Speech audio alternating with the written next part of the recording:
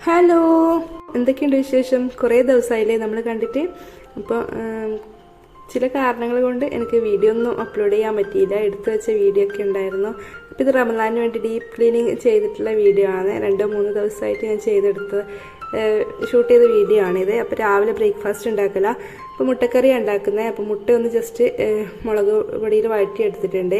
അതിനുശേഷം സവാള ഇട്ടു, ഇഞ്ചി വെളുത്തുള്ളി പച്ചമുളക് ചതച്ചതും ഇട്ട് കൊടുക്കുന്നുണ്ട്.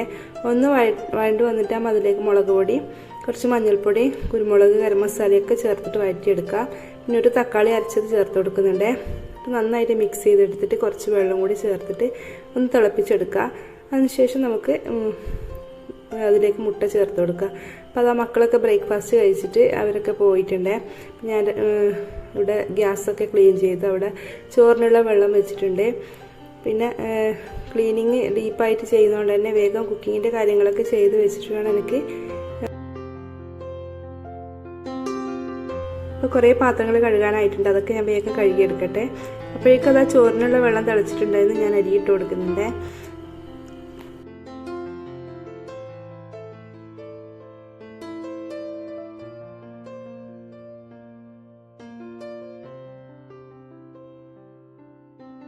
അപ്പം എൻ്റെ മുളക് പൊടിയൊക്കെ തീർന്നിട്ടുണ്ടായിരുന്നു. അപ്പോൾ അത് വാങ്ങിയിട്ടുണ്ട്. ഇനി പൊടിക്കാൻ വേണ്ടിയിട്ട് കഴുകി വെയിലത്തിട്ടിട്ട് ഉണക്കിയെടുക്കലാന്നേ. മുളകും മല്ലി രണ്ടും ഞാൻ വാങ്ങിയിട്ടുണ്ട്. ഇവിടെ വാർപ്പിൻ്റെ മുകളിൽ കയറിയോണ്ട് നമ്മളെ മരങ്ങളൊക്കെ ഇവിടെ അടുത്ത്, സപ്പോട്ട മരം, കവുങ്ങ് ഒക്കെ നമ്മൾ കയ്യെത്താ ദൂരത്ത് തന്നെ കിട്ടിയിട്ടുണ്ട്. താഴ്ന്നാകുമ്പോൾ നമുക്കിതൊന്നും പറിക്കാൻ പറ്റില്ല. മുകളിൽ കയറിയാൽ വൃത്തിക്ക് പറിക്കാൻ പറ്റൂട്ടോ. ഞാനങ്ങനെ കയറലൊന്നുമില്ല. ഇന്നിപ്പോൾ മുളകിടാൻ വേണ്ടി കയറിയതാണ്. പിന്നെ അത് അലക്കാനുള്ള തുണികളൊക്കെ ഞാൻ അലക്കാനിട്ടിട്ടുണ്ട്. പാത്രങ്ങളൊക്കെ കഴുകിയത് ഞാൻ എല്ലാ സ്റ്റോർ റൂമിലേക്കും ഒക്കെ എടുത്തു വെക്കുന്നുണ്ട്.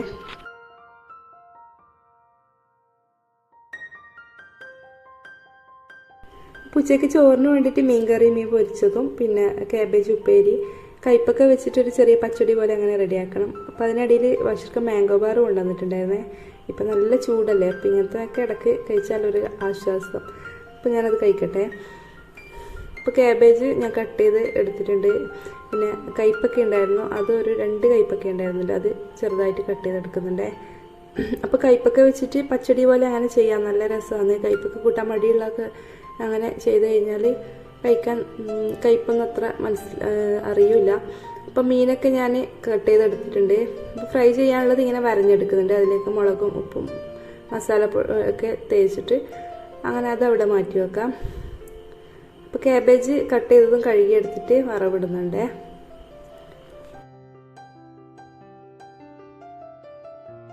അപ്പോൾ ഇതിൽ ഞാൻ കയ്പ്പക്ക പച്ചടി പോലെ അങ്ങനെ ആക്കുന്നതിൻ്റെ റെസിപ്പി പറഞ്ഞുതരാം.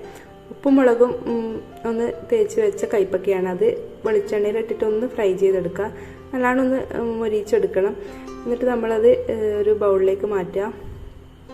അപ്പോൾ ഈ ഒരു കയ്പ്പക്ക ഫ്രൈ ചെയ്ത അതിലേക്ക് തന്നെ ഞാൻ മീനും കൂടി ഫ്രൈ ചെയ്യുന്നുണ്ട്.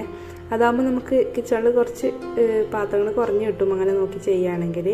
അപ്പോൾ മീൻകറി ഇവിടെ റെഡിയാകുന്നുണ്ട്. ചോറ് ഞാൻ ഇതാ റെഡിയായത് ഒന്നും കൂടി തിളപ്പിച്ചിട്ട് ഊറ്റാൻ വേണ്ടി വെച്ചിട്ടുണ്ട്.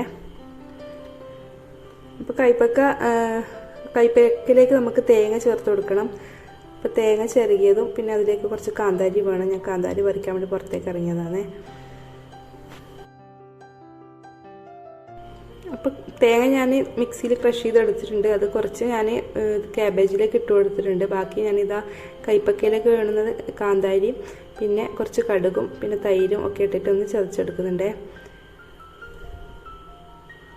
എന്നിട്ട് അത് ഇതിലേക്ക് ചേർത്ത് കൊടുക്കുക. നമ്മൾ കയ്പ്പക്കയിലേക്ക് ചേർത്ത് കൊടുക്കുക. എന്നിട്ട് നന്നായിട്ട് മിക്സ് ചെയ്തെടുക്കുക. വേണമെന്നുണ്ടെങ്കിൽ ഒന്നും കൂടി കടുക് വറ്റൽമുളകൊക്കെ വറവിട്ടിട്ട് അങ്ങനെ എടുക്കുക. ഞാനിപ്പം അങ്ങനെ ചെയ്യുന്നില്ല. ഫ്രൈ ചെയ്ത കയ്പ്പക്കയല്ലേ, അപ്പോൾ ഒന്നുകൂടി ഓയിൽ ആവണ്ടെന്ന് വിചാരിച്ചിട്ട് ഞാൻ ഒന്ന് വറവിട്ട് എടുക്കുന്നില്ല.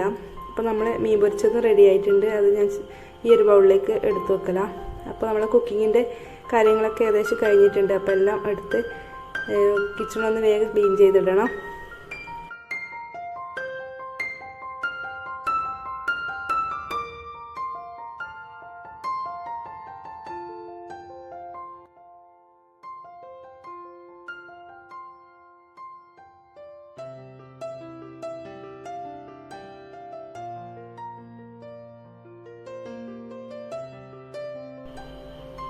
ഇപ്പോൾ കിച്ചണൊക്കെ ഞാൻ ഫുള്ളായിട്ട് ക്ലീൻ ചെയ്തിട്ടിട്ടുണ്ട്. ഇനിയിപ്പോൾ നമ്മളെ ക്ലീനിങ് തുടങ്ങുന്നതിന് മുന്നേ എനിക്ക് ഒരു ഡ്രിങ്ക് ഞാൻ ഇവിടെ റെഡിയാക്കി വെക്കുന്നുണ്ട്. എല്ലാം കഴിഞ്ഞ് കഴിഞ്ഞാൽ ഒന്ന് കുടിക്കാൻ വേണ്ടിയിട്ട്. അപ്പം മോരുവെള്ളമാണ് റെഡിയാക്കുന്നത്. അപ്പോൾ അതിന് വേണ്ടിയിട്ട് ഒരു ചെറിയ പീസ് ഇഞ്ചിയും 2 കാന്താരിയും പിന്നെ ഈ ചെറുനാരങ്ങയുടെ ഇലയില്ലേ അതും കൂടി 2 ചേർത്ത് കൊടുത്തിട്ട് നമുക്ക് മോരും കൂടി ചേർത്ത് കൊടുക്കാം. എന്നിട്ട് ആവശ്യത്തിന് ഉപ്പും കൂടി ചേർത്തിട്ട് ഒന്ന് അടിച്ചെടുക്കുക. ഇതേപോലത്തെ ഒരു ഗ്ലാസ്സിൽ ഞാനത് ഒഴിച്ചിട്ട് കുറച്ച് തണുത്ത വെള്ളം കൂടി ഒഴിച്ചു കൊടുക്കുന്നുണ്ട്. അപ്പോൾ നന്നായിട്ട് ഇനി ഒന്ന് മിക്സ് ചെയ്തിട്ട് ഉപ്പ് നോക്കിയിട്ട് നമുക്കത് അവിടെ മാറ്റി വെക്കാം.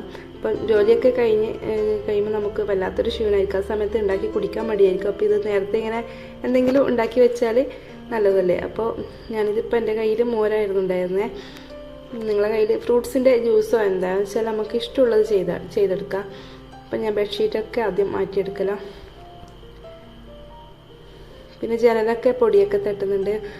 ജനലിന് ഭയങ്കര പൊടിയായിരിക്കും. നമ്മൾ എത്ര ക്ലീൻ ചെയ്താലും ഒരു 2 ആഴ്ച കൂടുമ്പോൾ നമ്മളിതൊന്നും ശ്രദ്ധിച്ചില്ലെങ്കിൽ ഫുള്ള് പൊടിയായിരിക്കും.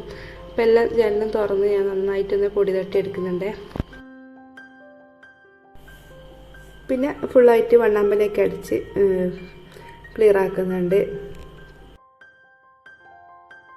അപ്പോൾ കട്ടിലൊക്കെ ഒന്ന് നീക്കിയിട്ട് അതിൻ്റെ അടിയിലത്തെ പൊടിയും എല്ലാം ഞാൻ നന്നായിട്ട് ഡീപ്പായിട്ട് തന്നെ അടിച്ചെടുക്കുന്നുണ്ട്. അപ്പോൾ കുട്ടികളുടെ റൂമും ഒക്കെ അടിച്ചിട്ടുണ്ട്. ഇനിയിപ്പോൾ ഇതാ സോഫ ഇടുന്ന അവിടെയും ഞാനൊന്ന് സോഫേൻ്റെ ഈ ഒരു കവറൊക്കെ മാറ്റിയിട്ട് അതൊക്കെ ഒന്ന് അലക്കാൻ വേണ്ടിയിട്ട് ഇടുന്നുണ്ട്. പിന്നെ കർട്ടനും കാര്യങ്ങളും ഒക്കെ അലക്കുന്നുണ്ട്.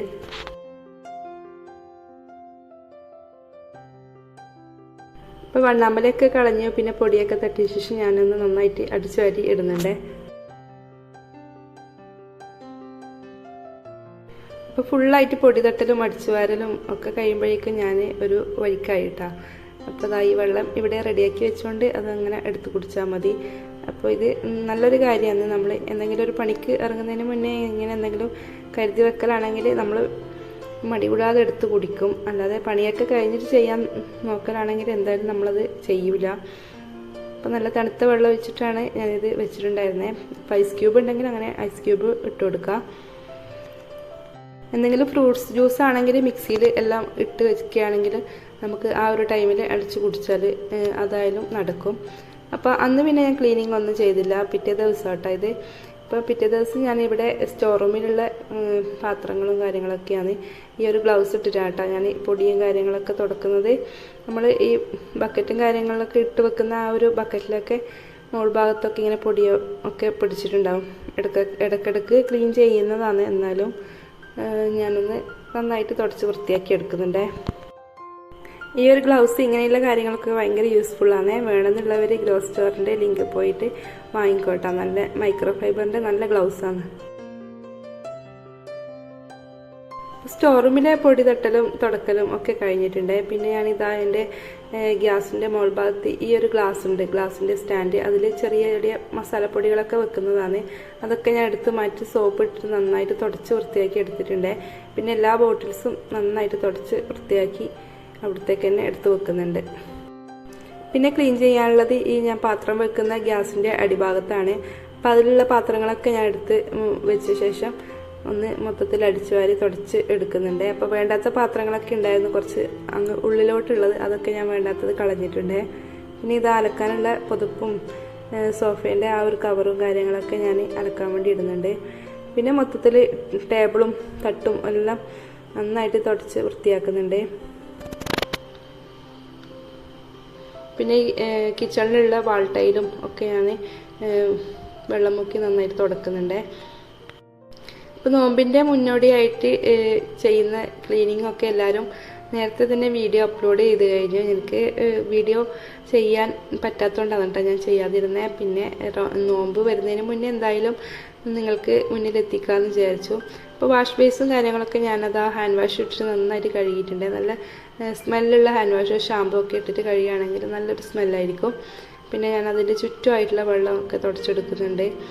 മിററും ഒക്കെ നന്നായിട്ട് തുടച്ച് ഡ്രൈ ആക്കി ഇടുന്നുണ്ട്. ഇനിയിപ്പോൾ ഫ്ലോറ് മൊത്തത്തിൽ തുടക്കണം. അപ്പോൾ 2-3 വെള്ളം മാറ്റി ഞാൻ അങ്ങനെ ഫ്ലോറ് നന്നായിട്ട് തുടച്ച് ക്ലീൻ ചെയ്തെടുക്കുന്നുണ്ട്. പിന്നെ സിറ്റ് ഔട്ടാണ്. സിറ്റ് ഔട്ടിൽ ഞാൻ വെള്ളം ഒഴിച്ചിട്ടാണ് കേട്ടോ ഒന്ന് ക്ലീൻ ചെയ്യുന്നത്. അപ്പോൾ നല്ല പൊടിയുള്ള ആ ഒരു ടൈമല്ലേ ഇപ്പം. അതുകൊണ്ട് തന്നെ ഇങ്ങനെ ഇടയ്ക്കിടയ്ക്ക് ഞാൻ വെള്ളമൊഴിച്ച് കഴുകാറുണ്ട്. അപ്പം വെള്ളമൊഴിച്ച് നന്നായിട്ട് ഞാൻ ഈ ഒരു ബ്രഷ് വെച്ചിട്ട് അങ്ങനെ വൈപ്പ് ചെയ്ത് കളയുന്നുണ്ട്. പിന്നെ വർക്ക് ഏരിയയിലുള്ള ഈ ഒരു ഗ്രില്ല് ഞാൻ നന്നായിട്ട് തുടച്ച് വൃത്തിയാക്കി എടുക്കുന്നുണ്ട്. നല്ലോണം പൊടി പിടിച്ചിട്ടുണ്ടായിരുന്നു. വൈറ്റ് കളറിലെ പെയിൻ്റ് അല്ലേ ഞാൻ ഇതിനടിച്ചിരുന്നത്, അതുകൊണ്ട് തന്നെ ആ പൊടി എനിക്ക് അറിയുന്നുണ്ടായിരുന്നു. അത് ഞാൻ തുടച്ച് നന്നായിട്ട് ക്ലീൻ ആയിട്ടുമുണ്ട്. പിന്നെ ഫ്ലോറാണ് ഞാൻ വെള്ളമൊഴിച്ച് ഫ്ലോർ നന്നായിട്ട് കഴുകിയെടുക്കുന്നുണ്ട്.